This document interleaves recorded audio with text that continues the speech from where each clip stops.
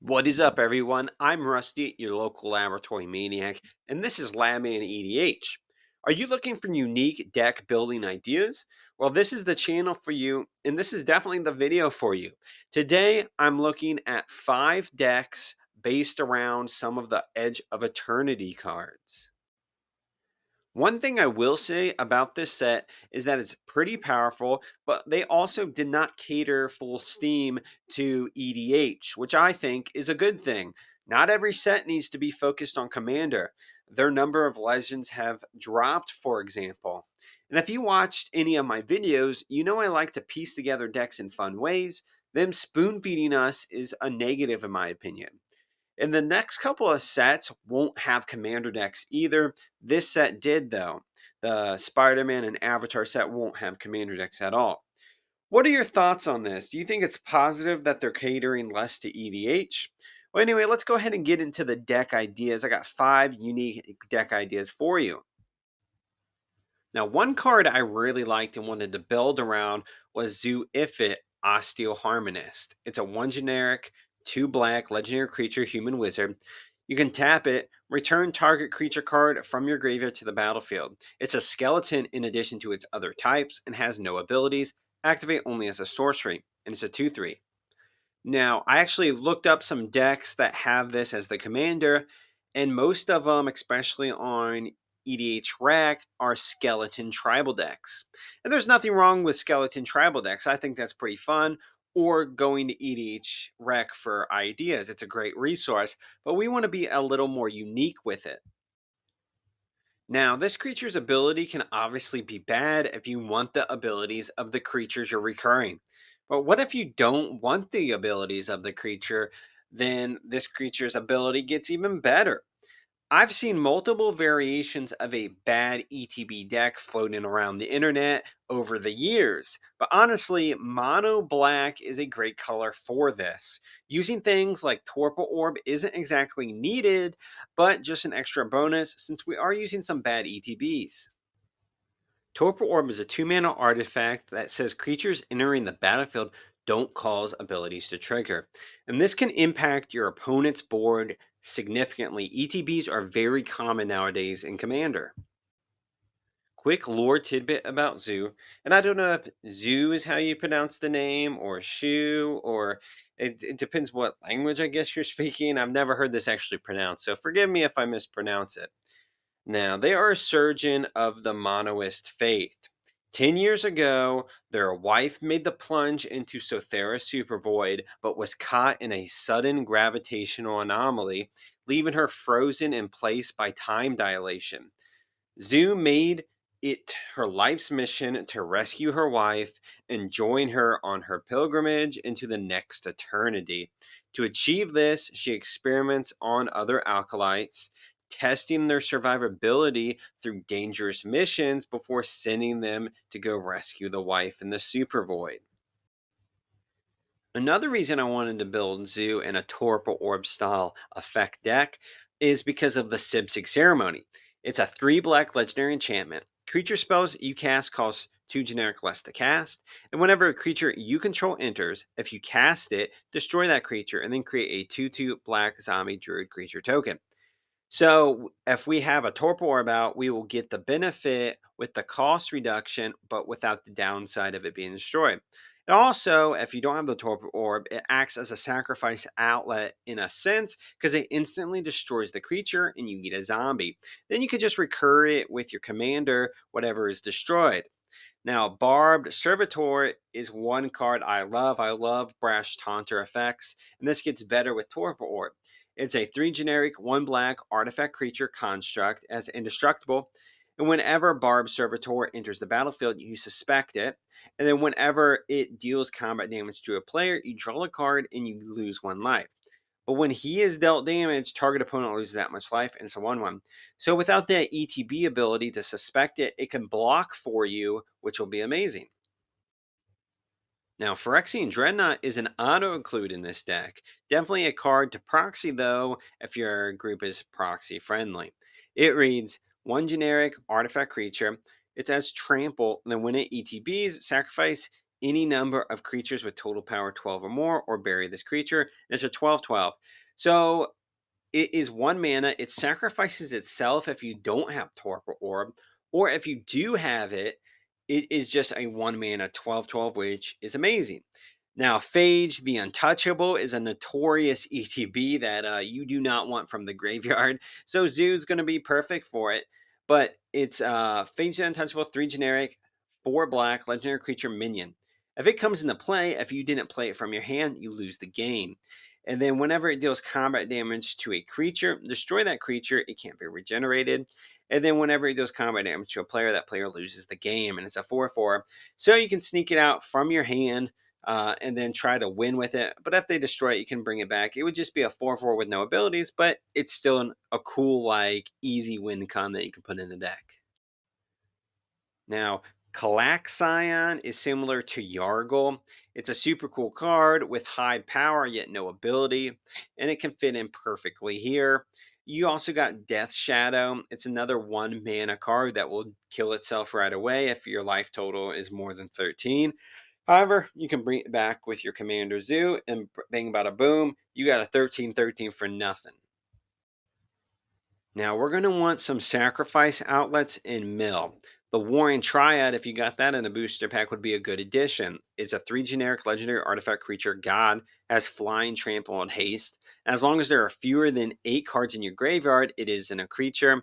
You can tap it, mill a card. Target player adds 1 mana of any color, and it's a 5/5. Now, Ghoul Caller Gissa is an OG. It's a 3 generic, 2 black legendary creature human wizard. You can pay a black, tap it, sacrifice another creature, and create X 2/2 black zombie creature tokens, where X is the sacrifice creature's power.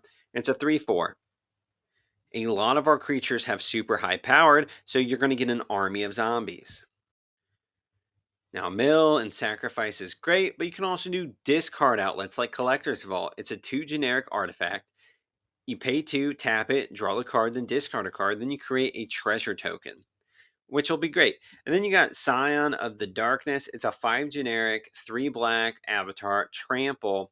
And when it deals combat damage to a player, you may put target creature card from a player's graveyard onto the battlefield under your control. Then it cycles for 3, and it's a 6/6. I don't know why, but Scion of Darkness has always been kind of a favorite for me. It's one of the cards. I think I got it in like a plane chase deck or something like that, and I just have loved it ever since. But you can cycle. You're going to be cycling. You can do some swamp cycling to help mana ramp you and make sure you hit all your lands. So you can do that. You can also do stuff like Taval's Judgment. It's a 2 generic, 1 black enchantment. When one or more cards leave your graveyard, choose one that hasn't been chosen this turn. You draw the card, create a treasure token, or make a 2/2 black zombie druid creature token. Now, obviously, things will be leaving our graveyard. We're going to be recurring them. And ever since the last Tarkir set, things leaving the graveyard has kind of been a theme. You can play around with that a lot. And one card, kind of like the Sib 6 ceremony, is Heartless Summoning. I always love playing this card if I can. It's a 1 generic, 1 black enchantment. Creature spells you cast cost 2 colors less to cast. And then creatures you control get -1, -1. Now, this deck doesn't really run a lot of 1/1s, so the downside is almost non existing. It does make your bigger creatures slightly smaller, which is okay. Now, you've heard of Thousand Year Elixir, of course, but have you heard of Puppet Strings? It's kind of a silly card. It's a 3 generic artifact. You can pay to tap it, tap or untap target creature. And of course, you can use this on your opponent. It's a good budget friendly version of the card. I like it because it just looks super creepy. I don't know if you're looking at the screen, but if you are, you can see how creepy it is. And then since you are a graveyard based deck, using hexproof as protection can save your graveyard from something like Bajuka Bog. So Orbs of Warding is a 5 generic artifact. You have hexproof, and if a creature would deal damage to you, prevent 1 of that damage. So it also does a slight fog effect. There's also Witchbane Orb. Now these cards have huge effects on the game. I play them when I play a graveyard style deck, but you can see. I think someone was like killing everyone with a Valakut ability, and they couldn't touch me because of the hexproof. It comes in handy. Now, that is essentially the deck. You use your commander to recur things, you sacrifice, you discard, you cycle, you mill things into the graveyard, and then recur 'em with your opponent. The downside of no ability won't matter as much because we don't really care about our creatures' abilities. And if anything, we want them to not have abilities. And then you can untap, tap your commander all you want to hopefully recur it multiple times. Just remember the ability of your commander is sorcery speed. One thing I like about new sets and what I really look out for is I have a bunch of deck ideas. I'm looking for a commander. Usually I just pick a random commander, blah blah blah, because it's the strategy of the deck I care about most. But sometimes they come out with a commander that makes the deck even better. So I've had an idea for what if Lightning Bolt was basically a creature, or like a lightning bolt on a stick, you could say. Now, basically, I want to burn my opponent out with ETB damage. Tannuk makes every creature cost less, and allows me to use the ability multiple times with that warp ability. It's essentially like blinking them almost. Now, Tannuk Steadfast Second is a 2 generic, 2 red legendary creature Kavu pilot. Other creatures you control have haste, and then artifact cards and red creature cards in your hand have warp, 2 generic, and a red, and it's a 3/5. So essentially, we'll make every creature, and a lot of them cost a significant amount.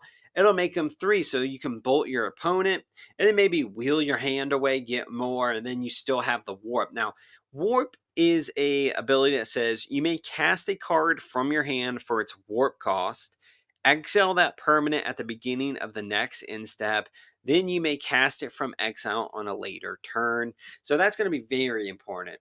Now, Fanatic of Mogus is probably one of the best burn spells on a stick in Magic. It is a 3 generic, 1 red, Minotaur Shaman, and when it enters the battlefield, it deals damage to each opponent equal to your devotion to red, and it's a 4/2. Now, we're going to have a lot of red creatures, as you can imagine, so we're going to be doing a lot of damage with him, and hopefully, we're going to be doing it twice. Quick lore tidbit about Tannuk. He is a Kavu and a companion of Sammy, both of whom are involved in a dangerous mission on Sothera, which is a dwarf planet. They are looking for a powerful gem. Tannuk is portrayed as a pragmatic and resourceful individual, often acting as the more cautious and grounded member of the duo, but also capable of reckless action fueled by his past financial struggles with Moxite. Now, a resourceful, cautious red creature that doesn't really seem to fit, in my opinion. And he's apparently in a lot of debt. I mean, what he must be a millennial. Now, probably the most expensive card and one of the best cards in this deck is Terror of the Peaks. It's a 3 generic, 2 red dragon. As flying, and when your opponent casts a spell that targets this creature, it costs an additional 3 life to cast. And whenever another creature enters the battlefield under your control, Terror of the Peaks deals damage equal to that creature's power to any target. And it's a 5/4. So essentially, it makes your lightning bolts on a stick more burny. It essentially will do damage to any target, including creatures. So this could be pretty good creature removal.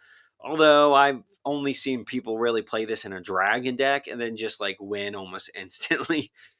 And then I love cards like Inferno Titan, which is definitely in the deck, but Overlord of the Boiler Bilge is a similar card and it's newer, so you may have pulled it in a pack.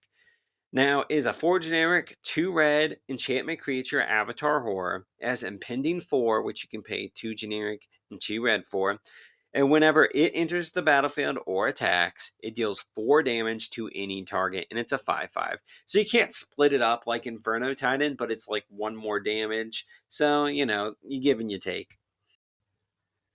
When looking at this kind of style deck with Tannuk, I went on EDH Rec, and a lot of people are running either Eldrazi's or Dragons, which you can totally do in this deck because there's a lot of Dragons when they ETB, they do damage.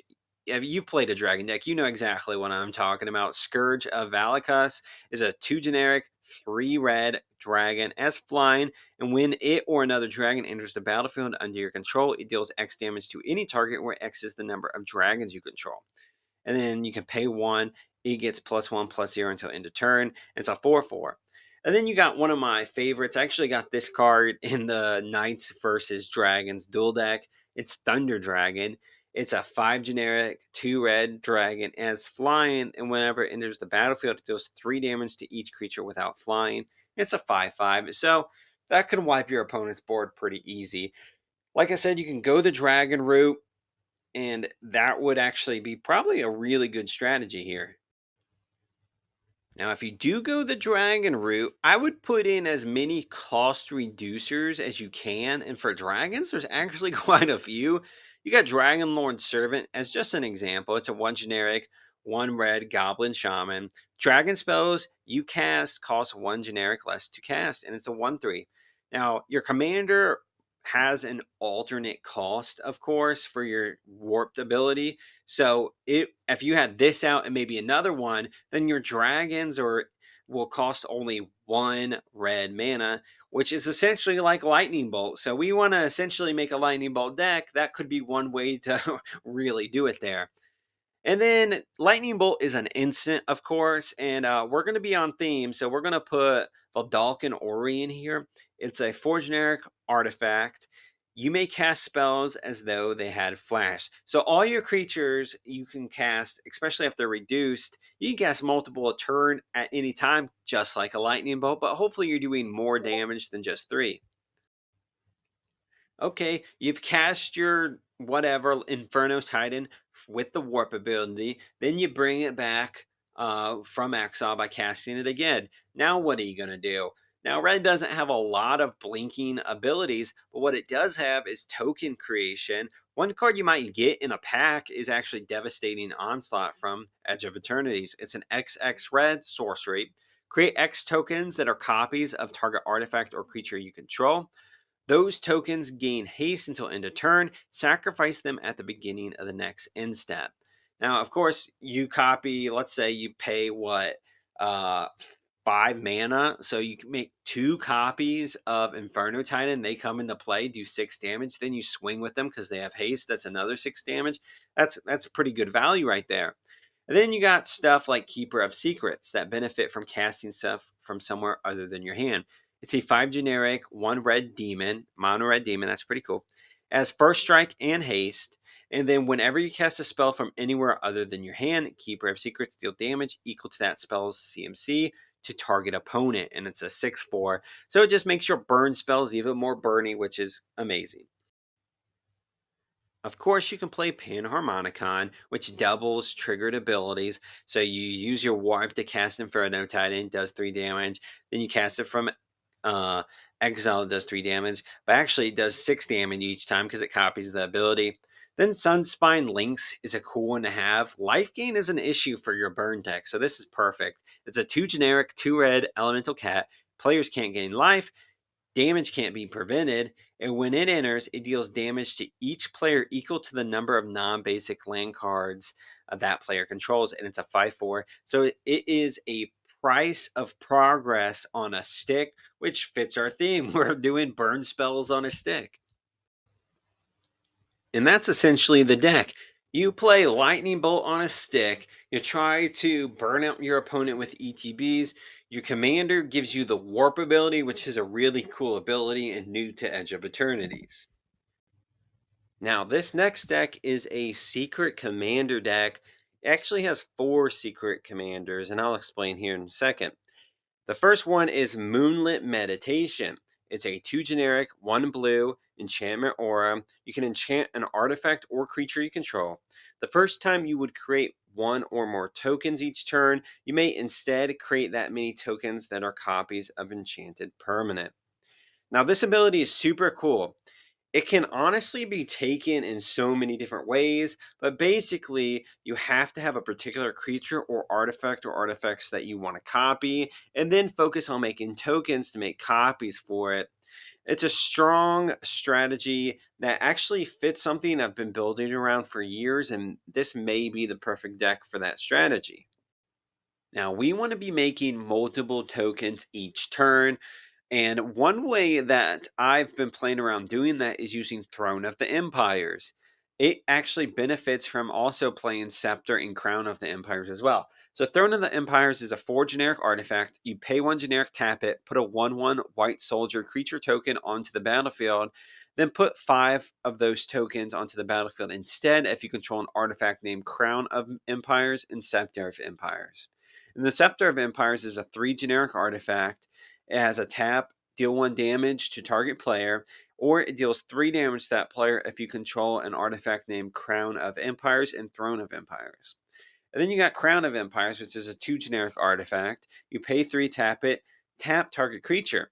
Gain control of that creature instead if you control artifacts named Scepter of Empires and Throne of Empires. So, what I want to do is put Moonlit Meditation on one of these pieces, depending on the situation. Then use Throne of the Empires to make 5 1/1 soldiers. But since I have Moonlit Meditation out, it'll actually make 5 copies of one of the pieces. And hopefully, we run away with the game. Let's say we do Crown of the Empires. Let's say your opponent has an army of creatures. We can gain control of them, or you can do the Scepter to bolt people. If you're doing this every turn with something like I'm winding clock out, so you're tapping, untapping, tapping, and untapping, you will essentially be able to kill someone in one round. You're going to be making so many Scepter of the Empires. I chose a Belisarius Caw as the commander. He reads 2 generic, a white and a blue legendary artifact creature human.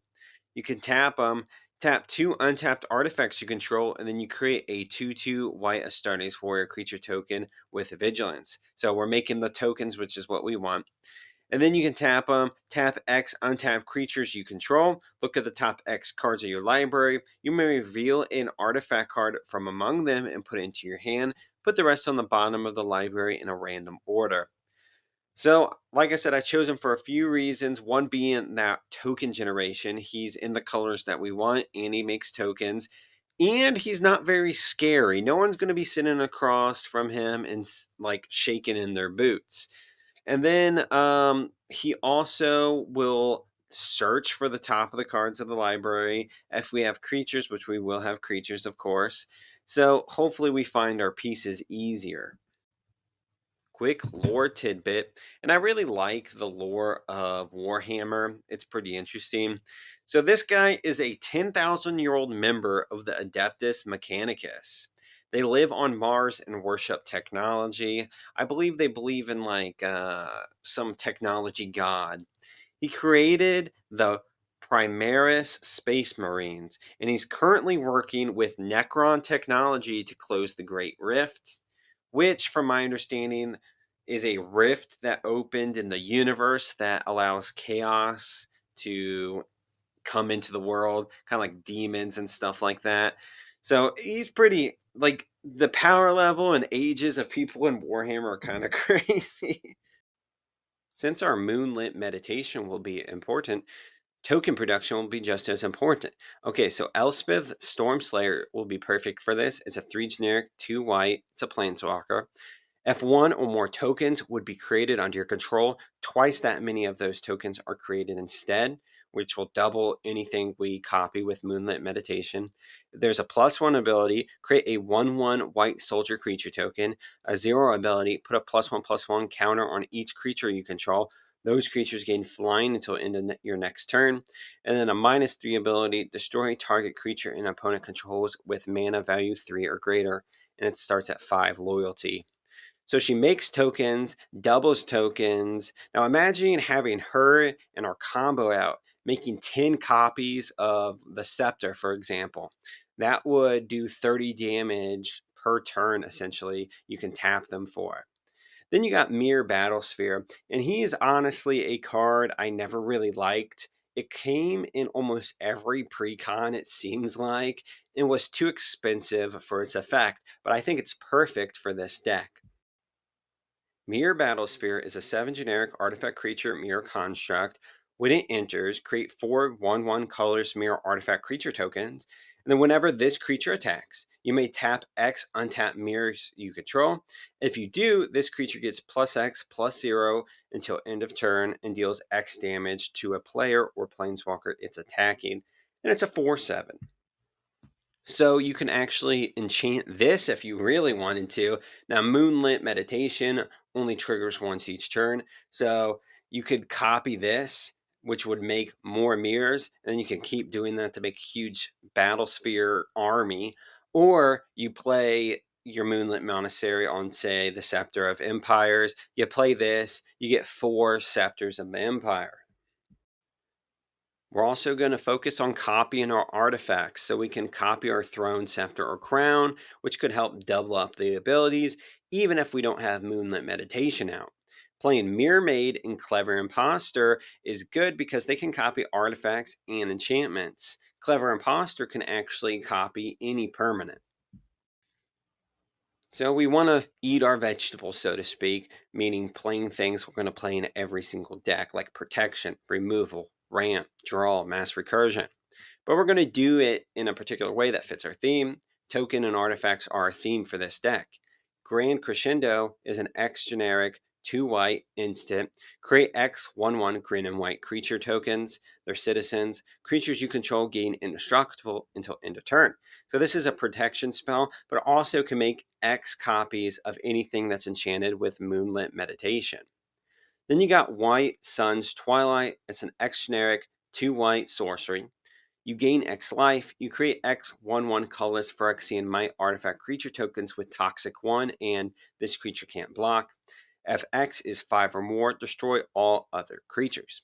Now, this is obviously a board wipe, which is removal, but it's also making X amount of tokens, whatever you enchanted with Moonlit Meditation, and it's also gaining you life, which I'm a huge fan of. Now, our lands will specialize in making tokens. There's plenty of options in white and blue for this.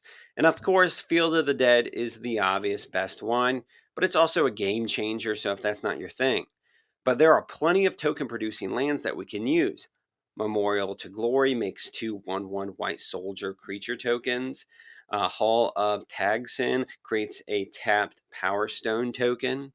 Now, both of these will be great value, especially if you have Moonlit Meditation on the field. And our deck's going to run as many of these as we can get away with. Now, you are essentially trying to get 4 pieces to this puzzle out on the field. You don't have to make this deck functional, but that's the achievement unlock goal of the deck. So, tutoring will be crucial. There's lots of options in blue and white. You can play transmute spells, they do what you want, which is tutor, but also do something else like counter something like a Vandal Blast. For example, Muddle of the Mixture is a 2 blue instant. You counter target instant or sorcery spell and you transmute for a generic and 2 blue. Just remember, transmute is a sorcery speed ability. We are also doing some untapping and tapping themes because our crown, our scepter, and our throne have tap abilities. So Arkham Dagson could be a good include. It's a 3 generic, 1 blue legendary creature, human artificer. You can tap them. Target artifact creature's controller sacrifices it. That player may search his or her library for a non-creature artifact card, put it into play, then shuffle his or her library. It's a 2/2. So you can obviously use this to tutor out your empire pieces if you like, or you can make your opponent sacrifice their blight steel for to go get a soul ring or something. For tap and untap options, you have plenty in blue and some in white. You got a Fenno Alchemist. It's a 1 generic, 1 blue. It's a wizard. You can tap them, untap target artifact or creature, and then it morphs for a blue, and it's a 1/2. So we can get multiple uses of our Empire cards. Then you got Leonin Abanos. It's a 3 generic, 1 white creature, cat cleric. Artifacts you control have hexproof, and it's a 2/5. So this is doing that protection that we want. And I don't really see this card being played, probably because it itself isn't an artifact, but it's pretty effective because you're going to try to get 3 pieces on the field, and your opponent is going to see the threat coming, and they're going to attempt to remove it.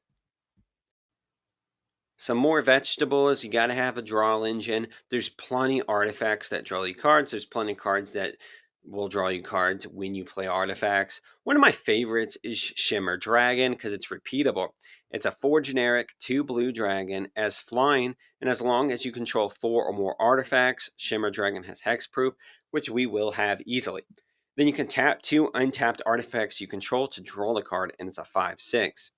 And of course, you obviously want recursion. Protection's great, but sometimes you don't have enough protection, so you need to recur things. Hannah, Ship's Navigator, is perfect because it has a tap ability we can untap and reuse, and it targets artifacts or enchantments. It's a 1 generic, 1 white, 1 blue legendary creature, human artificer. It's you pay a generic, a white, a blue, and tapper. Return target artifact or enchantment card from your graveyard to your hand, and it's a 1/2. So, like I said, you want to play mass recursion in every deck, maybe a couple spells for mass recursion. For this, Brilliant Restoration will be probably one of the best. It's a 3 generic, 4 white sorcery. You return all artifacts and enchantment cards from your graveyard to the battlefield. So it gets our Moonlit Meditation if it's gone. It gets our Empire cards if they've been removed. And we're also going to be playing some utility lands like Academy Ruins, Buried Ruin, Heliod's Hall of Generosity. There's going to be a really big land utility deck kind of situation going on here. So you could play more around that. I also wanted to throw out a new land that comes out in Edge of Eternity. Adagia is, I think, how you pronounce it. It's a windswept bastion. It's a land, it's a planet. As this land enters tapped, you can tap it for a white mana. Then it has the station ability, meaning at sorcery speed, you can tap creatures to give it charge counters equal to their power. And then whenever it has a certain amount, you get to do a certain ability. For this one, it's 12 counters on it. You can pay 3 and a white, tap it. You create a token that's a copy of target artifact or enchantment you control, except it's legendary. Activate only as a sorcery. So, of course, you can only copy one thing because if you copy 2 of it with this ability, there'll be legends and the legend will go. But I think this is actually a pretty cool card. I think these planets are really good in Commander. And that's essentially the deck. You use Moonlit Meditation to copy an artifact, and then you just go ham with token production. The ultimate achievement unlock situation would be get all 3 pieces of the empire, the throne, the scepter, and the crown out, and then do the Moonlit Meditation trick. Now, this next stack and the deck following it are decks I've talked about before, but they are really improved by the recent precons that are coming out. One was focused on land sacrifice, and another was focused on artifact and +1/+1 counters. Now, so this first deck we're going to talk about was actually based around a lore video about Arabian Nights, and I made a deck that was focused around deserts, specifically sacrificing the deserts and bringing them back. Now, these deserts I'm going to be sacrificing have ETB abilities that deal a damage. So every time they come into play, you sacrifice them, then they come back into play, it deals more damage. And then the Wandering Minstrel is the commander for this deck for its 5-color identity and making lands come in untapped. Quick lore tidbit. Like I said, this is based around Arabian Nights lore, specifically Rabia, which is covered with deserts. The inhabitants struggle in the desert environment just to survive. Now, in the Edge of Eternities lore, there's a cult that sacrifices whatever they can to the black hole in the center of the solar system. They want everything to be swallowed by the black hole, and they believe they will result in a beneficial afterlife. So this deck, sacrificing lands, represents throwing them into a black hole, which is kind of sweet. So the deserts come in, do 1 damage. That's pretty weak. But we're going to be playing a lot of creatures and enchantments that do damage when a land comes into play. Like Sobo Tinder, it's a 1 generic red plant as reach. And when a land comes into play, you deal 1 damage to each opponent, and it's a 2/1. And then you got another Tannuk card, but this is Tannuk Memorial Ensign. It's a 1 generic, 1 red, 1 green, legendary creature Kavu Pilot. As whenever a land you control enters, he does 1 damage to each opponent. If this is the second time this ability would resolve this turn, you draw the card, and it's a 2/4. So it's just making those deserts do even more damage when they come into play, and you sacrifice them and then bring them back. One of the precon commanders is Hearthhold, the World Seed. It's a 1 generic, 1 black, 1 red, 1 green, legendary artifact spacecraft. It has the station ability. If it has 2 charge counters, you can pay 1, tap it, sacrifice a land, draw 2 cards. You may play an additional land this turn. Then if it has 8 charges as flying, vigilance, and haste, and then whenever you sacrifice a land, each opponent loses 2 life, and it's a 6/7. So it's letting us draw by sacrificing lands, which we want to sacrifice them anyway. We want to be playing additional lands because we can like play something like Crucible of Worlds. So we sacrifice a land, play it, sacrifice that same land again, play it again. And then it also makes your opponent lose 2 life every time you're sacrificing that land, which is just more burn damage we can work with. And we're obviously going to be bringing back things with stuff like Faith's Reward. It's a 3 generic, 1 white instant. You return to the battlefield all permanent cards in your graveyard that were put there from the battlefield this turn. So it just brings all those lands we're sacrificing back. Now, these next couple cards are all from the new set, so you'll see why I wanted to revisit this deck. You got Zorel's Genesis Shepherd. It's a 2 generic, 1 black, 1 red, 1 green. It's actually the Precon commander. It's a legendary creature, Insect Druid, as flying, and you may play lands from your graveyard. Whenever you sacrifice another non token permanent during your turn, put a number of +1/+1 counters equal to Sorrel's power on up to 1 other target creature. And it's a 2/5. So you're going to be sacrificing your lands. You're going to get a lot of counters, making things strong. You can first put it on this creature, and then as you get this creature's power up, you can start putting it on other creatures. Then you got Exploration Broodship. It's a 1 green spacecraft artifact as station. If it has 3 charges, you may play an additional land on each of your turns. If it has 8 charges, it says flying, and once during each of your turns, you may cast a permanent spell from your graveyard by sacrificing a land in addition to paying its other cost, and it's a 4/4. So it lets us play an additional land just for that. It's amazing, and it's the same price as Explorer. We're going to have plenty of creatures to be using Station with to put charge counters on this. The next creature, Scouring Swarm, is almost like Scoot Swarm, but for sacrificing lands. It's a 1 generic, 1 black, 1 green insect as flying, and whenever you sacrifice a land, create a tap token that's a copy of this creature if 7 or more land cards are in your graveyard. Otherwise, create a tapped 1/1 black insect creature token with flying, and it's a 1/1. And then you got Bailiff Prime, which is a cool name. It's a 3 generic, 1 green. It's a beast. This creature enters tapped with 6 stun counters on it. Then, whenever you sacrifice a land, create a 4/4 green beast creature token and untap this creature. And then you can pay 4, sacrifice a land to gain 2 life, and it's a 10/10. So, as you're sacrificing lands, you're making tokens and untapping, aka removing stun counters from this.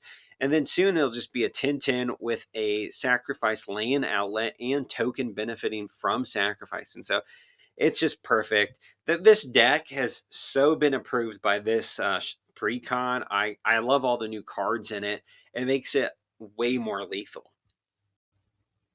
Now, this next deck is my Jeskai Clockwork deck. The commanders are the Fifth Doctor and Yasmin Khan. The Fifth Doctor is a 2 generic, a white and a blue legendary creature, Time Lord Doctor. At the beginning of your end step, you put a +1/+1 counter on each creature you control that didn't attack or enter the battlefield this turn. Then you can untap those creatures, and it's a 2/2. Then you got Yasmin Khan. It's a 3 generic, 1 red legendary creature, Human Detective. You can tap it, exile the top card of your library until your next end step. You may play it, and it has Doctor's Companion, and it's a 3/3. So I'm going to be doing a lot of tap and untap stuff and +1/+1 counter stuff. Now let's get into some of the Clockwork cards. The Clockwork cards usually were constructs with the word clockwork in the name. They were based around +1/+1 counters being put on them to represent them winding up, kind of like you would an old clock back in the day or an old toy. And of course, since they're constructs, I had to have Artificer sub themes in this deck. Artificers do a lot of things with artifacts, of course, so it kind of just fit perfectly. Constructs and their artificers work together. However, In the new precon, Kylo, the commander for the Jeskai precon, is an artificer and a machine. It's not a construct, it's a robot, which I don't see how that's different than a construct. If you know, comment down below. I don't know the actual difference between those two other than their mechanical difference in the game. But yeah, that's what the theme of this deck is, and it's improved so much by Kylo and Kylo's abilities. Now, the first Clockwork card I actually got was Clockwork Hydra. I got it from that Tezzeret versus Elspeth deck, I believe it was, back when I was in high school. You remember those decks? I miss them. But anyway, it's a 5 generic artifact creature Hydra construct. I believe it was routed to a construct. Don't quote me on that. But it comes into play with 4+1/+1 counters on it. And then whenever it attacks or blocks, remove a +1/+1 counter from it. And if you do, it deals 1 damage to any target or player. Then you can tap it to put a +1/+1 counter on it, and then it's a 0/0. So, as I said earlier, it's like winding it up. It comes wound for a little bit, but it'll slowly start losing its +1/+1 counters unless you tap it. And you're going to be tapping it a lot because you're going to tap it, then your commander's going to untap it, put a +1/+1 counter on it. Then you're going to tap it again for a +1/+1 counter. Hopefully, at least 3 +1/+1 counters per round. And then you got Droira, Ageless Innovator. It's a 1 blue, 1 red legendary creature, human artificer. You can tap it, put 2 counters on Droira. Then you may put an artifact card with mana value X or less from your hand onto the battlefield, where X is the number of ingenuity counters on it. And it's a 2/3. So it essentially will cheat out your clockworks, your constructs, anything you like. This next one is the spacecraft commander from the precon. It's in spirit flagship vessel. It's a blue, red, white legendary artifact spacecraft. It has station. If it has 1 charge counter at the beginning of combat on your turn, put your choice of a +1/+1 counter on or 2 charge counters on up to 1 other target artifact. And then for 8, it has flying and other artifacts you control have hexproof and indestructible, and it's a 5/5. Okay, it's doing so much. It's doing the +1/+1 counter thing. We're not really going to care about the charge counter thing. And it gives all artifacts you control hexproof and indestructible. Oh my god, that's crazy strong. Tapping our creatures for their power is going to be something we actually want to do. So that's only plus side. I mean, it's just a shoe in. That's like I said, these precons were essentially made for my decks. I don't know Wizards of the Coast, I'm not sponsored by them, of course, but they're working for me apparently. Then I got Solar Array. It's a 3 generic artifact. You tap it, you add 1 mana of any color. Then when you cast your next artifact spell this turn, it gains Sunburst. And now Sunburst I do have in my deck because I have a 3-color deck. So Sunburst, for each mana you spend, for each mana color I should say you spend to cast it, it comes in with a +1/+1 counter. So it essentially solar charges your Clockwork cards, almost like your Clockwork's now battery powered, like a solar powered kind of. Then you got Moxite Refinery. I'm not sure what Moxite was, but wasn't that what Tannuk was in debt for? I can't remember. Maybe it's their kind of currency. It's a 2 generic artifact. You pay 2, tap it, remove X counters from an artifact or creature you control. Choose 1, activate only as a sorcery. You either put X charge counters on target artifact or you put X +1/+1 counters on target creature. So basically, if you want to swing in, maybe you have an artifact with flying, you can take all the counters from your Clockwork and put them onto another creature. That's perfect for this deck. Then you got Kylo. He is 1 blue, 1 red, 1 white, legendary artifact creature, robot artificer. There's that robot. I don't. They could have just went construct. Come on, Wizards. It has haste, and then whenever it becomes tapped, you proliferate, and it's a 3/3. So there's going to be ways in my deck, of course, that I play, link down below, that tap this automatically. So I get that proliferate for free, essentially. I don't even need to attack if I don't want to. But if I can, I can easily use Moxite Refinery to boost him up and then swing, tapping him, proliferating himself and all my other constructs. And that's why I said this deck is essentially great for my Clockwork and why I wanted to revisit. It works with artifact creatures and artificers. It wants +1/+1 counters, and we slowly wind up our board until it's lethal for one swing. It's actually a pretty powerful deck. I rarely lose with it. And those are the decks. Originally, this deck video was supposed to be three decks, with the first three as the commanders or themes. But I wanted to throw those last two just to update, not only for you guys, but for myself so I can do some research. That's one thing I like about having a channel like this. I can do research for myself and others. Now, comment down below if you play any of these decks, if you're going to build any around any Edge of Eternity cards. Like I said, they're not catering to us, but they did give us some gems that we can work with. And until next time, guys, I will see ya.